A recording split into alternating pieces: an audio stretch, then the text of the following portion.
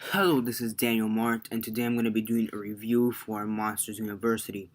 This film is a prequel to the 2001 film Monsters Inc., and this movie features the voices of Billy Crystal, John Goodman, Steve Buscemi, Helen Mirren, Peter Sohan, Joel Murray, Sheen Hayes, Dave Foley, and Charlie Day. So yeah, before I actually begin reviewing, as usual, spoiler warning for those who haven't watched the movie yet. I recommend you stop this video, go watch the movie, get it on Blu-ray, DVD, Netflix, however, and go watch it somehow, and then come back here and watch this review. And yeah, so 10 seconds as usual, starting now.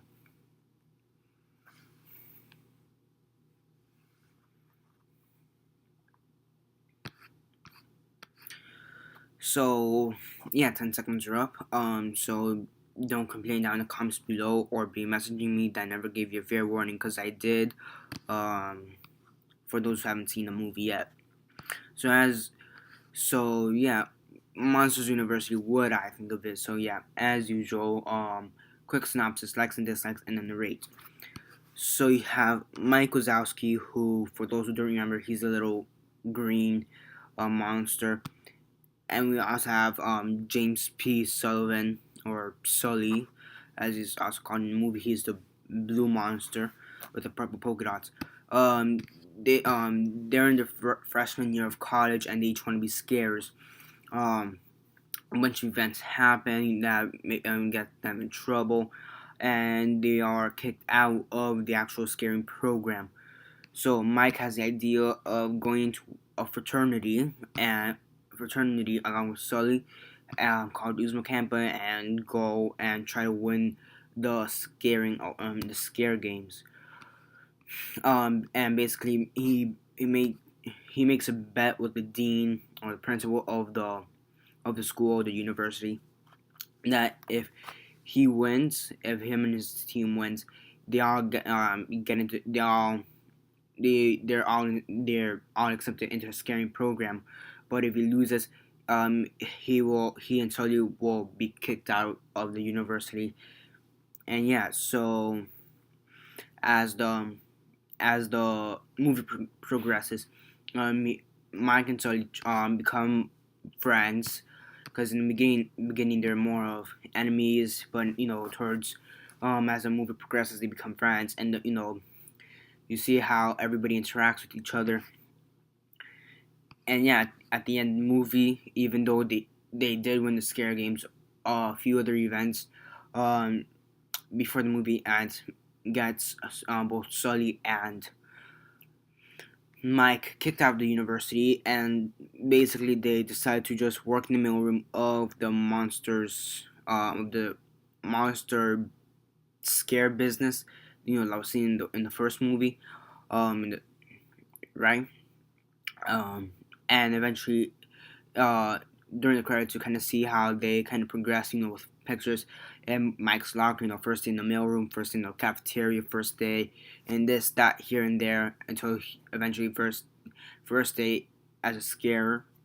So yeah, said yeah. As usual for Pixar, the animation is amazing. It is well done and it is good. So I do have to give them credits for that. Also, you do have you do give a bit more character development and character background on both Mike and Sully. Which was kind of interesting to see. Because in the first film, the character development and it was decent, it was good, but you didn't really.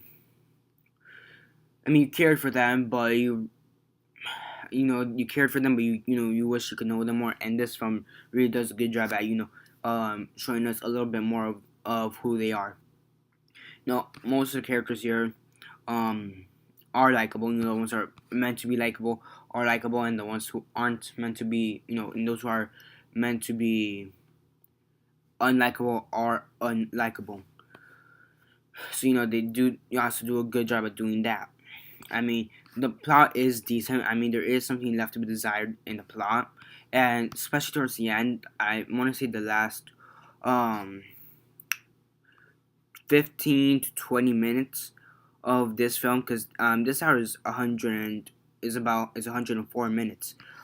So that's about 2 hours 45 minutes, 1 hour 45 minutes.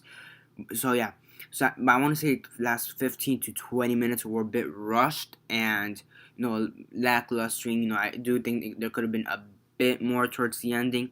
So and the plot also does have something left to be desired, and it is a bit lackluster at times. So yeah, I mean that you do have a few comedic parts, witty comedy, which is what Pixar and Disney and all that are meant to do. But some of the jokes, they either fall flat or they make you giggle.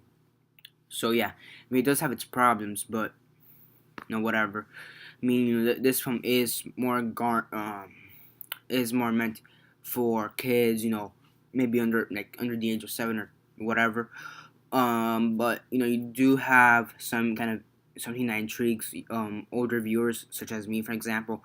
So you do have that aspect of the film. So they also do a good job of that. But there is some parts that are lackluster, which is a major problem. The plot is a bit lackluster, and the last 20 minutes, I want to say 15 to 20 minutes, are a bit lackluster. So yeah, and that's really all I have to say. I mean, the voice acting, it's well, it's done well, it's decent. So I mean, yeah, I mean everything else is pretty decent and well. I mean the writing, it's okay, it's decent. I mean, the jokes are a bit lackluster at times too. So whatever. But yeah, I mean that's really all I could really say about this film. I mean it's not the best Pixar film, but it is decent, and that's really all I could say about it. Um, just too many things are too lackluster. But the animation is always good. The voice acting is good. There are some parts that are pretty cool and are great to see in my opinion. So yeah, now on a rate from 1 to 10, 1 being the worst, 10 being the best, and 6 being decent, I give this a 6.5 out of 10. Not one of Pixar's best works, but it will do for now until the next Pixar film, which I actually have no idea what it is. But hopefully the next Pixar film will be better. So yeah, and that's basically it for this review. So yeah, remember to subscribe if you're not already subscribed. I do movie reviews, TV show reviews, and comic book reviews. So definitely stay tuned for that. And besides that, comment down below on your thoughts on Monsters University. Did you like it? Did you hate? Did you hate it?